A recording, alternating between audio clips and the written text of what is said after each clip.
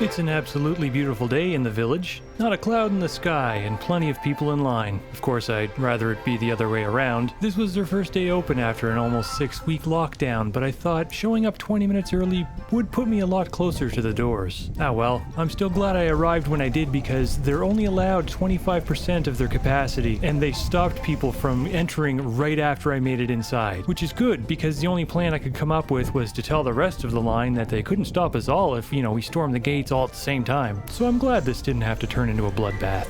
Upon entry, I of course made a direct beeline for assorted electronics, and I could see this at a distance, but I thought my mind was playing tricks on me.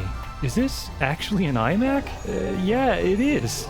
For $25. Wow, that is an incredible deal if it works. No surprise the power cord isn't with it, but, that should be cheap enough. Not bad. Definitely a good sign of things to come. Although right now, I just see a bunch of DVD players. Real fancy ones, mind you, but I was hoping for some consoles. And I guess they've got a bunch of Xboxes up there. Guaranteed none of these 360s work, and I don't need a third OG Xbox. So that's kind of disappointing.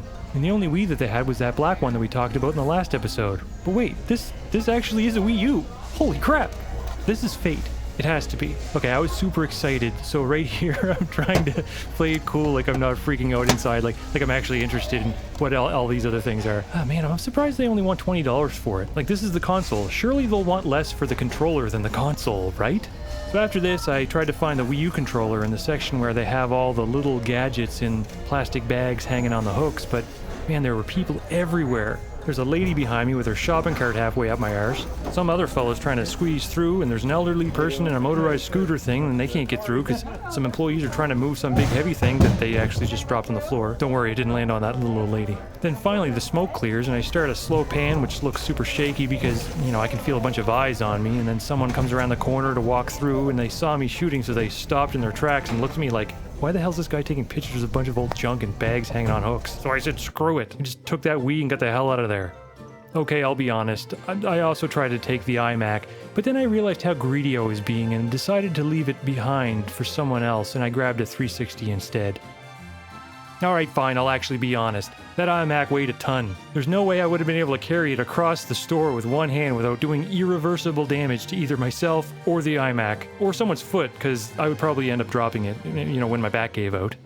The Xbox 360 is a real piece of crap. I mean, when they work, they're great, but these early units almost always poop the bed. So I expected it to not work. What I didn't expect was there to be a copy of Forza Motorsport 2 in the disk drive. And although it does suffer from the red ring of death, I'm still glad I could give this Xbox a good home. After some lunch, I headed back to the village to try and pick up the touchpad controller that would have come in with the Wii U, but this time when I headed inside, I noticed how much the store had changed. Like where they used to have the glass display case, they now have some pet stuff, and I know someone who might like to go for a walk, so I picked up this little harness and a purple lead. I think that's what these are called. I'm a cat guy, so I don't know these things. I can't let myself get too sidetracked though. I still need to find that Wii U controller and the power cables. So let's head back to assorted electronics. Well, definitely not a surprise that the iMac is gone. I hope it went to a good home.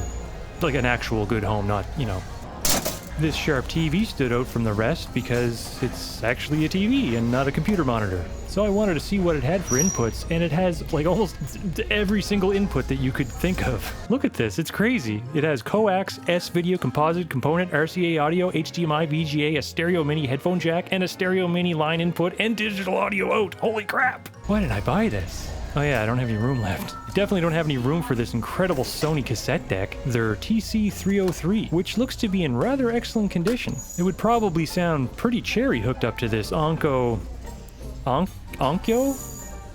It would probably sound pretty cherry hooked up to this Onkyo TX-SR707 home theater AV receiver. This thing is a beast. I definitely don't have the room for it, or the 7 speakers it could run, but I wish I did have the space because it's awesome. I'd love to hook this here Sony turntable up to it too. I just wanted to spend all the money that day, but I restrained myself quite well. I didn't even buy this realistic CB radio. I always thought you needed a big rig to own one of these. 10-4 Roger, I thought I had a clean shot through to the chicken coop. I had a diesel bear at my back door, so keep your rubber side down and the bugs off your glass. What the hell is this thing? A microphone? If I had to guess, I'd say that this came bundled with a copy of Disney's Sing It. That's the game that's always here. And also at the dollar store. I gotta stop letting myself get all distracted. I just need to find that Wii U controller and a power cable so I can, hey, look at this phone, it's all shiny, that's pretty cool. It keeps happening, I can't stay focused around all this cool stuff. Okay, if they have the controller and cables, it's gonna be here on this wall. And this is where the countless hours that I've spent playing hidden object games really comes in handy. I never would have found this Wii U controller so quickly without all that hidden object training. It really paid off in the what? $35? What the f? Do they not realize that this is just a controller? Sure, it has a screen on it, but so do all those fucking GPS devices that they're practically giving away. And I can't just not buy it because the Wii U says no exchange, sold as is. So either I buy this or I'm out 20 bucks. Well, they really got me bent over a barrel on this one, huh? Yeah, and guess what? I searched for another 20 minutes and the power cables are nowhere to be seen. So I'm gonna have to come back a third time.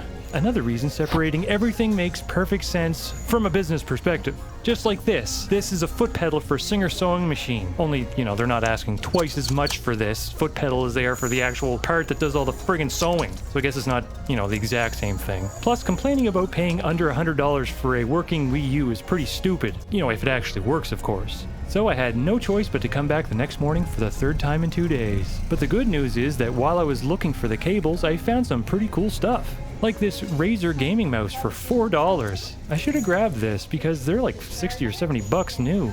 Doesn't cost anything to check out these stage mics. Nice little selection here. Nothing to get too worked up over. I'd go for that gray metal one. It was heavy. Usually, heavy means good. That shows how much I know about these things. Then I noticed what's directly above all of these. This didn't jump out at me immediately because it has some weird light accessory attached to it, but yeah, a Game Boy Advance. And they only wanted $20 for it? This makes me very suspicious. Normally they'd have this sort of thing under glass and for a lot more money, but I'm gonna take my chances on it and take this home. And even more good news, I found the Wii U cables. They weren't hanging with the rest of the stuff like I expected they would be, but instead were right here on this smaller rack. They wanted $20 for the Wii U console, which should obviously, be the most expensive part of the package. So you'd think that the controller would be less than the console, and then the power cables would be less than the controller. But I ended up paying $70 plus tax for everything, which I shouldn't complain about, because again, under $100 for a working Wii U, that's pretty damn good. As long as it works. So let's go find out if it does. But not before we check out what they've got in the glass display case, of course. And hey, look at that! A Game Boy Color. And they want $100 for it. Huh. So $30 more than what they're charging for a Wii U.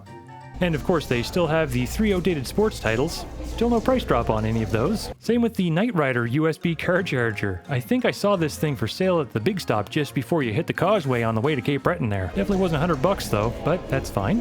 We've got some nice Nintendo DS titles. Mario Party DS, Mario 64 DS, something else I can't see because my phone refused to friggin' focus properly, which is also fine. Everything's fine. There's Tetris, that's a fine game. Now let's go home and plug in this Wii U and find out how fine things actually are.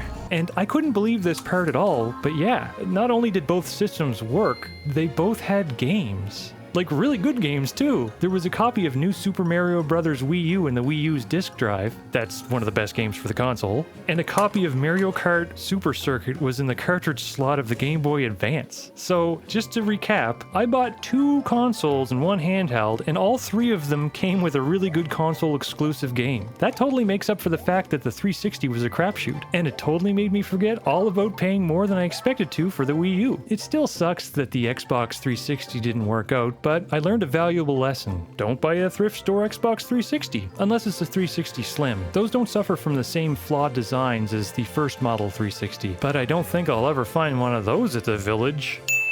And before we pinch this episode off, I just want you to know that Izzy loves her harness. Well, actually, she's not a huge fan of the harness itself, but she does love going for little walks around the neighborhood. We don't go very far from home just yet, but hopefully before too long she'll get a little more adventurous so I can take her thrifting at the Village of Values.